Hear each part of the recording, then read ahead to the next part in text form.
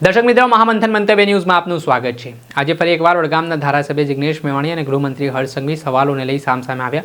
ગૃહ વિભાગ પર વિધાનસભાના ગૃહમાં ચર્ચા ચાલી રહી છે અને આ મુદ્દે ડ્રગ્સ, દારૂ તેમજ મહિલાઓ પર થતા અત્યાચારને લઈને આજે વડગામના ધારાસભ્ય જિગ્નેશ મેવાણીએ ગૃહમંત્રીને સવાલો કર્યા, ત્યારે ગૃહમંત્રીએ જવાબો આપ્યા। જો કે આ જવાબને લઈને ધારાસભ્ય જિગ્નેશ મેવાણીએ કેટલાક સ્ફોટક સવાલો કરવાની શરૂઆત કરી। તેમણે કહ્યું કે એક તરફ ગુજરાતમાં દારૂબંધી છે, છતાં ગુજરાતના 33 જિલ્લા, 250 તાલુકા અને ગામડાઓમાં દારૂ ન મળતો એવી સ્થિતિ ક્યાંય જોવા નથી મળતી। સાથે જ ડ્રગ્સનો મુદ્દો તેમણે ઉઠાવતા કહ્યું કે છેલ્લા 5 વર્ષમાં જે ડ્રગ્સનો કાળો કારોબાર ગુજરાતમાં જોવા મળી રહ્યો છે, યુવાધનો જે ડ્રગ્સ તરફ આગળ વધી રહ્યા છે, તે ખૂબ ચિંતાજનક છે। ત્યારે આને ડામવા માટે સરકારે શું પગલાં લીધા તેને લઈને જિગ્નેશ મેવાણીએ સરકારથી સવાલ કર્યા, તો શું જવાબ તેમને મળ્યો તે સાંભળો। વિધાનસભાના આ સત્ર દરમિયાન આજે ગૃહ વિભાગની ચર્ચા છે, પણ હું ઈચ્છું છું કે ગુજરાતની 6.5 કરોડ જનતાના હિતમાં રાજ્યના નાયબ મુખ્યમંત્રી માનનીય હર્ષભાઈ સંઘવી એ કેટલાક પ્રશ્નોનો જવાબ આપે। ગાંધી અને સરદારે શું કોઈ દિવસ એવા ગુજરાતની કલ્પના કરી હશે કે જ્યાં વર્ષના 365 દિવસ 33 જિલ્લા અને 250 તાલુકામાં જોઈએ એટલો દારૂ ઉપલબ્ધ હોય? શું ગાંધી અને સરદારે કોઈ દિવસ એવા ગુજરાતની કલ્પના કરી હશે જ્યાં લગભગ 240 જેવી એવી દીકરીઓ હોય જેની ઉપર એક અખબારી અહેવાલ પ્રમાણે એકવાર બળાત્કાર ગુજારવામાં આવ્યા બાદ ફરી એ દીકરીઓ પર 240 જેટલી દીકરીઓ પર ફરી બળાત્કાર ગુજારવામાં આવ્યો હોય? શું ગાંધી અને સરદારે કોઈ દિવસ એવા ગુજરાતની કલ્પના કરી હશે જ્યાં આપણી શાળા, કોલેજ, યુનિવર્સિટી અને હોસ્ટેલના રૂમ સુધી સિન્થેટિક કેમિકલ એમડી ડ્રગ્સ પહોંચી જાય? શું ગાંધી અને સરદારે કોઈ દિવસ એવા ગુજરાતની કલ્પના કરી હશે જ્યાં 8 વર્ષના, 10 વર્ષના, 12 વર્ષના, 15 વર્ષના બાળકો એ પેટ્રોલ સૂંઘે, ડીઝલ સૂંઘે, ગ્લુ સૂંઘે, સોલ્વન્ટ સૂંઘે, ટર્પેન્ટાઇન સૂંઘે અને આનો 8, 10, 12 વર્ષના બાળકો નશો કરતા થઈ જાય આપણા ગુજરાતમાં? બહુ મોટી ચિંતાનો વિષય એ છે। સવાલ એ છે કે ગુજરાતમાં એવી શું પરિસ્થિતિનું નિર્માણ થયું કે માનનીય નરેન્દ્રભાઈ જ્યારે મુખ્યમંત્રી હતા, માનનીય આનંદીબેન પટેલ જ્યારે મુખ્યમંત્રી હતા, માનનીય વિજયભાઈ જ્યારે મુખ્યમંત્રી હતા, ત્યારે પણ આપણા ગુજરાતમાં ડ્રગ્સનો આવો કાળો કારોબાર નહોતો જે છેલ્લા 5 વર્ષમાં જોવા મળ્યો છે।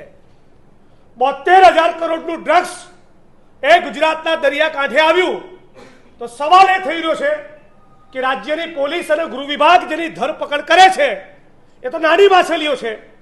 એકાદ બે રળિયા ખળિયા અપવાદને બાદ કરતા રાજ્યની સરકાર દ્વારા ડ્રગ પેડલર અને ડ્રગ્સ યુઝરની ધરપકડ કરવામાં આવે છે, પણ કયા એ માણસો છે, કોણ છે મુખ્ય સૂત્રધાર, કોણ છે આના કિંગ પિન, કોણ છે આના માફિયા જે કરોડોની કિંમતના ડ્રગ્સને ગુજરાતમાં ઓર્ડર કરીને મંગાવે છે?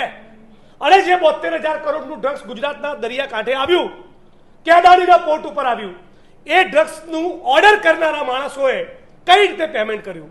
ચેક આપ્યો, કેશથી પેમેન્ટ કર્યું, હવાલો પાડ્યો? આની ફાઇનાન્શિયલ ટ્રેલ આજ દિન સુધી ગુજરાતની પોલીસ એસ્ટાબ્લિશ કરી શકી નથી। બહુ મોટી ચિંતાનો વિષય છે કે મીડિયાના રિપોર્ટ્સને વિપક્ષ તરીકે અમે જે ઓબ્ઝર્વેશન કરીએ એના સ્થાન ઉપર છે, પણ ભારત સરકારના સમાજ કલ્યાણ વિભાગના વર્ષ 2019ના રિપોર્ટ પ્રમાણે આપણા ગુજરાતમાં 2019માં 19 લાખથી વધુ ડ્રગ્સ યુઝર્સ જોવા મળ્યા છે। 19 લાખ આપણા ગુજરાતમાં, જે પૈકી 1.85 લાખથી વધુ મહિલાઓ છે। અને મહિલાઓ, ગુજરાતની મહિલાઓનું ભારતના અન્ય રાજ્યોની મહિલાઓની તુલનામાં ડ્રગ્સનું સેવન વધારે જોવા મળ્યું છે। જો દેશમાં 100માંથી 7.41 બહેનો ડ્રગ્સનું સેવન કરતી હોય તો આપણા ગુજરાતમાં 100માંથી 9.81 મહિલાઓ ડ્રગ્સનું સેવન કરતી જોવા મળી છે। ચિંતાનો વિષય એ પણ છે, સમાજ કલ્યાણ વિભાગના આ 19 લાખના ડેટાવાળા રિપોર્ટમાં એવો ઉલ્લેખ કરવામાં આવ્યો છે કે ગુજરાતની અંદર જે સિડેટિવ્સ મળી રહ્યા છે, જે ઓપિયોઇડ્સ નામના ડ્રગ્સ મળી રહ્યા છે એનું ઉત્પાદન ફાર્માસ્યુટિકલ કંપનીઓ દ્વારા કરવામાં આવી રહ્યું છે. તો સવાલ એ છે કે શું રાજ્યના ગૃહમંત્રીએ, મુખ્યમંત્રીએ, ડીજીએ, હોમ સેક્રેટરી, પોલીસ પ્રશાસને ગુજરાતની ફાર્માસ્યુટિકલ કંપનીઓને આઈડેન્ટિફાઈ કરી, એમની પર તવાઈ બોલાવી, એમને ઇન્ટ્રોગેટ કર્યા, એમને ગ્રીલ કર્યા, એમને સવાલ પૂછો કે તમે કયા નશાકારક પદાર્થોનું ઉત્પાદન કરી રહ્યા છો કે ભારત સરકારના સમાજ કલ્યાણ વિભાગના રિપોર્ટે એનો જિક્ર કરવો પડ્યો છે? આજે આપણું ગુજરાત એ ઉડતા ગુજરાત બનશે નહીં, બની ચૂક્યું છે. 19 લાખ લોકો 2019ની સાલમાં ડ્રગ્સની ચુંગાલમાં ફસાયા. રિપોર્ટ એવું કહે છે 1,30,000 લોકોને તાત્કાલિક અસરથી રિહેબિલિટ કરવાની, ડી એડિક્ટ કરવાની, ડ્રગ્સના વ્યસનમાંથી મુક્ત કરવાની જરૂરિયાત છે. પણ આજની પરિસ્થિતિમાં ગુજરાતની ભાજપની સરકાર ડ્રગ્સના યુઝર્સને પર યર ફક્ત 2800 થી 3000 લોકોને જ ડી એડિક્ટ કરી શકે છે. આ ગતિથી જો કામ ચાલતું રહે તો 500-700 વર્ષ લાગે આપણા ગુજરાતને ડ્રગ્સ મુક્ત બનતા.